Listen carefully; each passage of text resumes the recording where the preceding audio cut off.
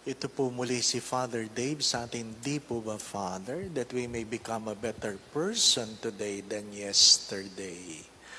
I hope you are well, you are in good condition.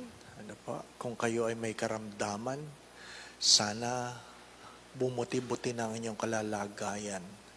You are better today than yesterday. We continue to pray in all our masses, those who are affected by the recent calamities, and we thank all the people who have contributed in whatever way to help them.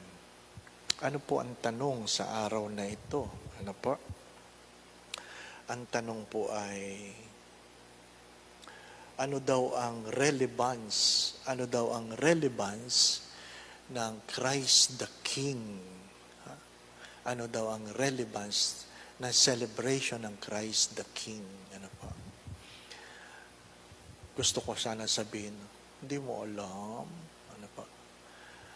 Well, unang-una, the liturgical calendar does not follow the regular calendar that we have. Ano ibig sabihin nun? Hindi nagsisimula ang taon natin ng January 1. Ang liturgical calendar o ang kalendaryo ng simbahan ay nagsisimula sa first Sunday of Advent. Sa first Sunday of Advent. When is the first Sunday of Advent? Next Sunday. Next Sunday. Hindi pa Pasko. Ano pa?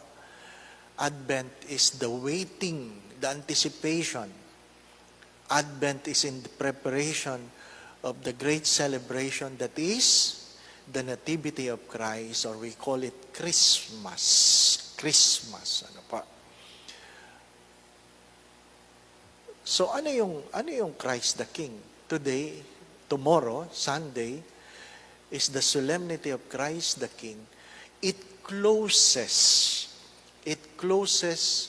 the liturgical calendar. Isinasara nito, tinatapos nito ang kalendaryo ng simbahan. Nagsisimula ng Advent, Pasko, tapos kung ano-ano mga piyesta, tapos ordinary days, tapos Lent, pagkatapos ng Lent, Easter, pagkatapos ng Easter, ordinary days, tapos yan, Christ the King. Christ the King closes the liturgical calendar. And why do we celebrate it? Why do we celebrate it? Because it is an anticipation of what we are praying, what we are hoping as people of God. And what is that? That Jesus Christ will reign not only in heaven, but also here on earth. Na ang paghahari ng Diyos, sabi nga, ay magkaroon na ng katuparan, hindi lang sa langit, kundi dito sa lupa. Medyo nakakatakot yon sa iba. Doon sa ayaw kumilala, kung inyo pong napapakinggan yung mga ebanghelyo, mga pagbasa sa mga nakalipas na araw, ano sabi ng Diyos? Yung ayaw kumilala sa akin, patayin lahat. Ay nakakatakot yun. Ano pa? But those who have been faithful, Christ the King is a great celebration kung saan ang Diyos ay maghahari. Mahalagang mahalaga. Ano pa? Hindi tayo kathang-isip. Hindi ito kathang-isip. Ito'y pinanghahawakan natin. Ano po? Ito ang ating pinopropes. He will come again to judge the living in the dead. Because He is the Christ the King. He is the Christ the King. Not one among kings, but the Christ the King. Ano po? King of the universe. King of heaven and earth. Yun po ang ating pinangahawakan. Yun ang significance na ating celebration. Not only liturgically, kung saan sinasara natin ang ating kalendaryo, but it is our hope, our profession, that God will rule. Sabi nga ay Kung ang Diyos naman pala ay nagro-rule, bakit mayroong mga problema? Bakit may mga kalamidad? Ano po? Maraming example dyan. Ang isang example ay yung sabi nung nagpapagupit, hindi ako naniniwala sa Diyos. So, ba't di ka naniniwala sa Diyos? Ay kasi, kasi kung may Diyos, dapat walang kalamidad. Walang problema, walang ganyan, walang ganyan. Sabi nung barbero, well, hindi naman lahat pwedeng panghawakan ng Diyos. Hindi naman pwedeng panghawakan. Ano? Kaya hindi talaga siya hari. Sabi nung nagpapagupit, hindi. Hari siya. Siya ang Diyos ng mga Diyos. Kaya lang, nasa tao ang kalayaan kung ayaw nilang kilalanin ng Diyos. Anyway, nagpatapos magpagupit yung mama, lumabas. Nakakita siya ng lalaki, ang haba ng buhok. Ang dungis, ang dungis. Sabi niya, sandali lang. Sinama niya sa barbershop. Sabi niya, hindi ako naniniwala sa barbero. Bakit? Katatapos mo lang paggupit Ay bakit ito? Ang haba ng buhok. Sabi ng barbero, ay ayaw niya magpagupit Ayaw niya magpagupit. Kaya sabi nung nagpagupit, yun ang sinasabi ko sa iyo.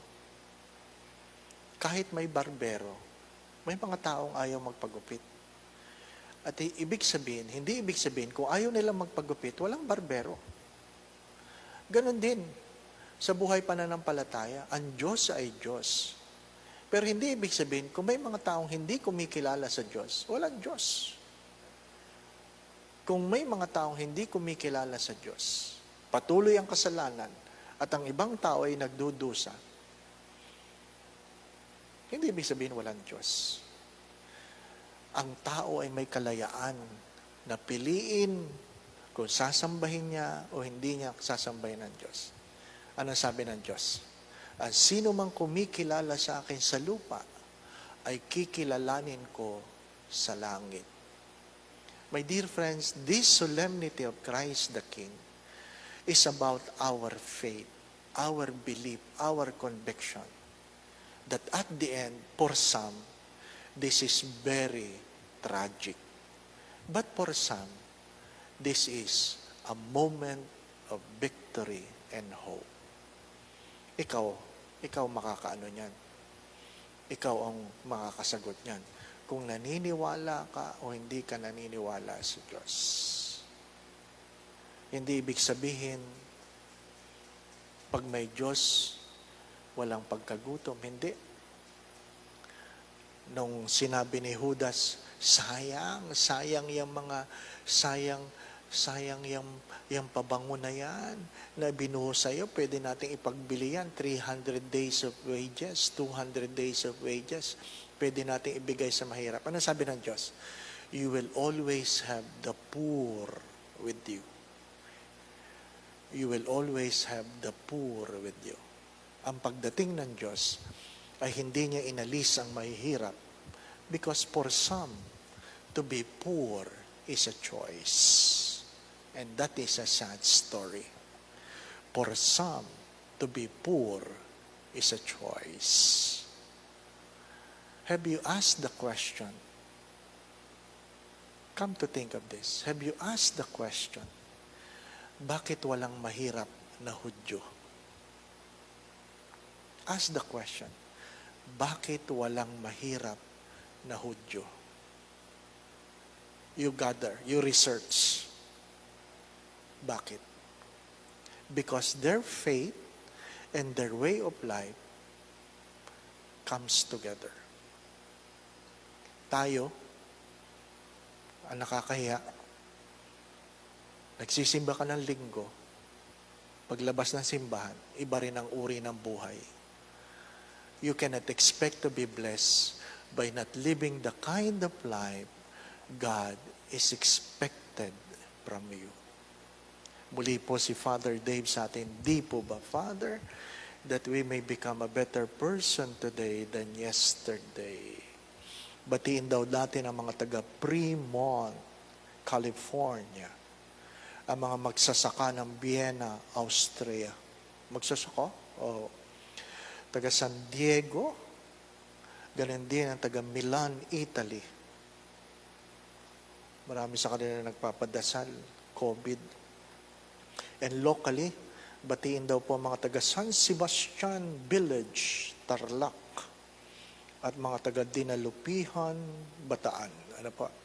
Ingat po palagi, ingat palagi. Ano po? Muli po si Father Dave sa ating Di po ba, Father, that we may become a better person today than yesterday. God bless.